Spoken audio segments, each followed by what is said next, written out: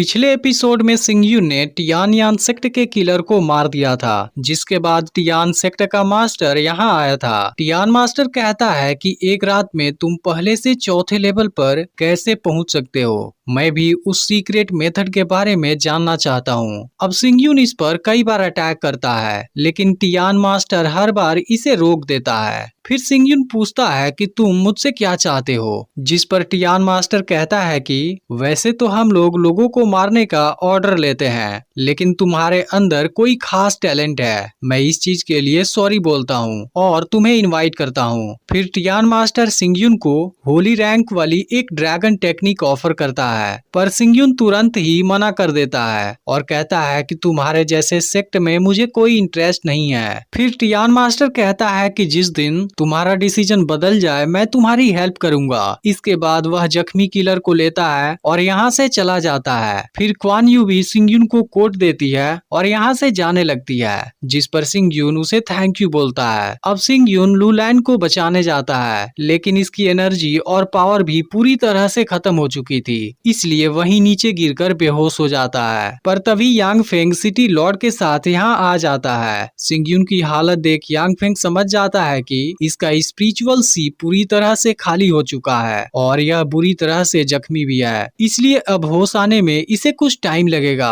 वहीं जख्मी Kuan you भी यह सारी चीजें देख रही होती है। अगले सीन में हम सिंगयून को एक टेम्पल में देखते हैं, जहां फायर फोनिक्स इसे पूरी तरह से हील कर देता है। फिर सिंगयून जब होश में आता है, वह समझ जाता है कि इसने फायर फोनिक्स वाली पावर एक्टिवेट कर ली है और साथ ही फायर से इम्यून भी हो चुका है। इसके अलावा इसमें खुद को हील करने की एबिलिटी भी आ गई है। अब लूलैंड भी सिंगयून को ठीक हालत में देख काफी खुश हो जाती है। तभी यांग फेंग भी यहाँ आ जाता है। अब यान सिंगयून से माफी मांगता है क्योंकि वह इसे प्रोटेक्ट नहीं कर पाया। तब सिंगयून यान से कहता है कि यह रिस्क लेने का मैंने ही डिसाइड किया था, इसमें तुम्हारी कोई भी गलती नहीं है। अब लूलैंड के फादर भी गायब हो चुके हैं। फिर वह सिंगयून से कहती है कि आप मुझे अपने साथ रख लो, मैं पूरी जिंदगी आपकी सेवा करूंगी। इस पर सिंगयून कहता है कि मुझे किसी सर्वेंट की जरूरत नहीं है, पर तुम चाहो तो मेरे साथ रह सकती हो। इस बात को लूलैंड गलत समझ लेती है और कहती है कि मैं आपसे शादी करने के लिए तैयार हूँ, जिसे सुनकर सब हंसने लगते हैं। फिर सिंगयून यान को अपने जख्म ठीक करने के लिए सिफेंग सिटी जाने के लिए बोलता है। इसके अलावा वह सिटी लॉर्ड को भी उसके साथ जाने के लिए कहता है। इसके बाद सिंगयून लूलैंड को लेकर यांगफेंग के साथ इंपीरियल सिटी जाने के लिए निकल जाता है। रास्ते में लूलैंग यांगफेंग के साथ यूनमेंग और लिंगसियाओ मार्शल हाउस के बारे में काफी बातें करती है। अब कुछ समय बाद यह लोग सिटी के गेट पर पहुंच जाते हैं, जहां सिंगयून कहता है कि यहाँ आने का मेरा दो मकसद है। पहला मकसद आज से 16 साल पहले हुए चू फैमिली के मर्डर के बारे में पता लगाना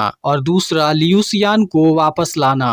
अब गार्ड्स यांगफेंग से उसका स्टूडेंट बैज मांगते हैं, पर यांगफेंग ने उसे खो दिया है। तब सिंगयून अपना बैज दिखाता है, जिसे देखते ही गार्ड्स इन्हें अंदर जाने की परमिशन दे देते हैं। अब सिंगयून अंदर जाता है, जहां पर किसी ने फेंगयून एरिना को शुरू किया था। फिर लोग एरिना में फाइट देखने जाते हैं, जहां डेथ फाइट होने वाली है। यह देख सिंगयून यांगफेंग से इस बारे में पूछता है। तब यांगफेंग बताता है कि जब कोई प्रॉब्लम सॉल्व नहीं हो पाती, तब लोग एक दूसरे को डेथ फाइट के लिए चैलेंज करते हैं। इसके बाद यांगफेंग सिंगयून को वू किन सू की स्टैचू दिखाता है, जो एक बेस्ट सेल्फ डिफेंडर है। तभी लूलैंड कहती है कि वू किन सू के बारे में सभी लोग जानते हैं, मैं भी एक बार उनसे मिलना चाहती हूँ। जिस पर यांगफेंग कहता है कि उससे मिल पाना काफी मुश्किल है। अब यांगफेंग किसी काम के लिए यहाँ से चला जाता है। तभी यहाँ पर ली चेन सियाओ आने लगता है, जिस वजह से सभी लोग भागने लगते हैं। पर सिंगयून को कुछ समझ नहीं आता, फिर भी वह लूलैंड को गिरने से बचा लेता है। तभी ली चेन कहता है कि मेरे रास्ते में आने की तुम्हारी हिम्मत कैसी हुई, जिस पर सिंगयून कहता है कि वह अंधा कौन है जो मेरी सिस्टर को हर्ट करना चाहता है। यह सुनकर ली चेन सिंगयून पर एक बिस्ट से अटैक कर देता है, पर सिंगयून फॉर्मेशन बनाकर खुद को प्रोटेक्ट कर लेता है और बिस्ट को जख्मी कर देता है, जिसके दौरान ली चेन भी नीचे गिर जाता है। अब गुस्से में ली चेन सिंगयून को अपने अपने लोगों से घेर लेने के लिए बोल देता है। फिर ली चेन के लोग कहते हैं कि क्या तुम्हें पता नहीं, ली चेन ली फैमिली का सेकंड प्रिंस है। इस पर सिंगयुन कहता है कि मुझे बस इतना पता है, अगर जो कोई भी घमंड दिखाए उसे सही कर देना चाहिए। अब इस पर ली चेन गुस्से में अटैक करने आता है, पर सिंगयुन उसे दूर फेंक देता है। अब देखते ही देखते यहाँ का माहौल बिगड़ने लगता है और सिंगयुन ली चैन के लोगों के साथ फाइट करने वाला होता है। पर तभी यहाँ सियावो हुआन आ जाता है, जिसे देख सब बिल्कुल शांत हो जाते हैं। सियावो हुआन के पूछने पर ली चेन और उसके लोग सिंगयुन को ब्लेम करने लगते हैं। पर तभी लुलैन सामने आकर कहती है कि यह लोग झूठ बोल रहे हैं, इन्होंने ही सबसे पहले हम लोगों को हर्ट किया, हम भी लिंग सियाओ मार्शल हाउस के स्टूडेंट हैं। इस पर सियावो हुआन सिंगयुन से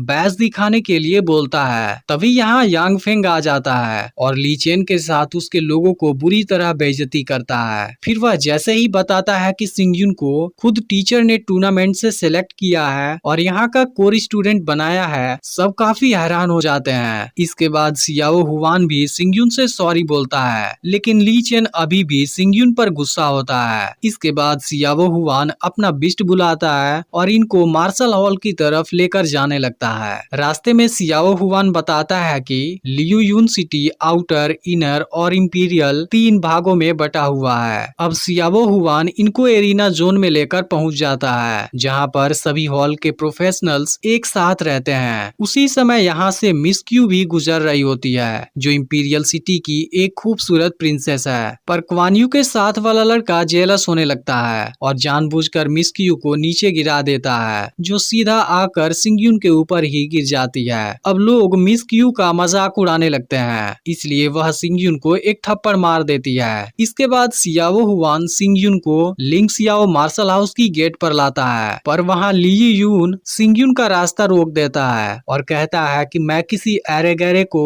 अंदर नहीं जाने दे सकता। इसके बाद वह सिंगयुन की तरफ अपनी तलवार भी कर देता है। यह देख सियाओ हुआन कहता है कि सिंगयुन को यांग ने कोर स्टूडेंट के रूप में रिक्रूट किया है, तुम इसे नहीं रोक सकते। यह सुनकर सब काफी हैरान हो जाते हैं। फिर एक लड़का कहता है कि ऐसा नहीं हो सकता, कोर स्टूडेंट बनने के लिए कम से कम अर्थ लेवल का होना जरूरी है। अब लियू यून कहता है कि तुमने कोई भी एग्जाम पास नहीं किया, मुझे तुम्हारा कोर स्टूडेंट बनना मंजूर नहीं है। यह सुनकर बाकी स्टूडेंट भी सिंगयुन के खिलाफ हो जाते हैं। इसके बाद लियू यून सिंगयुन से उसका बैज मांगता है, पर सिंगयुन देने से मना कर देता है। जिसके बाद लियू यून गुस्से में सिंगयुन पर अटैक करने लगता है। फिर सिंगयुन किसी तरह लियू यून के अटैक को रोकता है, लेकिन लास्ट में जख्मी हो जाता है। यह देख यांग फेंग तुरंत ही लियू यून को पंच मारकर दूर कर देता है। तभी यहाँ पर एल्डर टिंग आ जाता है। वह सिंगयुन से कहता है कि तुम स्पिरिट गैदरिंग के 4थे लेवल पर हो, मुझे नहीं लगता कि तुम कोर स्टूडेंट बनने के लायक हो। अब यह देख सियाओ हुआन किसी दूसरे एल्डर को बुलाने जाता है। टिंग सिंगयुन से कहता है कि कोर स्टूडेंट बनने के लिए तुम्हें एग्जाम पास करना होगा।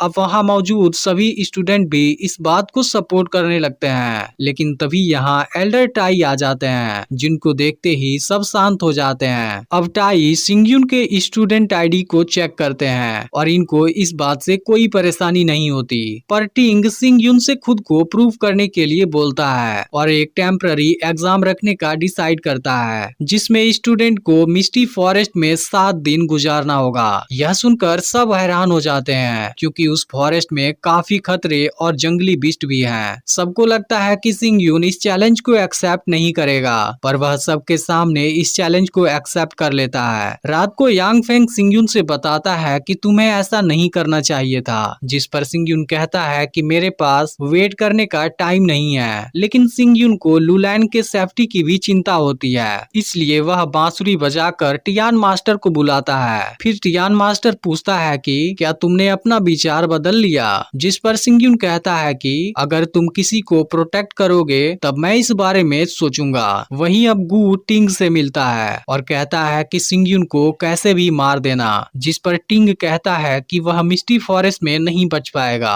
अगले दिन एग्जाम शुरू हो जाता है और मिस्टी फॉरेस्ट का एंट्रेंस ओपन कर दिया जाता है। इसके बाद सभी स्टूडेंट को एक ब्रेसलेट दिया जाता है, जिसे एक्टिवेट करके वह एग्जाम को बीच में छोड़ सकते हैं। लेकिन ब्रेसलेट खो जाने के बाद एग्जाम के बाद ही उनको रेस्क्यू किया जाएगा। इसके बाद एक एक करके सभी स्टूडेंट अंदर जाने लगते हैं और लास्ट में सिंग यून भी इसके अंदर चला जाता है। इसका अगला पार्ट भी बहुत जल्द आ जाएगा। अगर आपने पिछला पार्ट मिस कर दिया हो तो लेफ्ट वाली वीडियो जरूर देख लेना।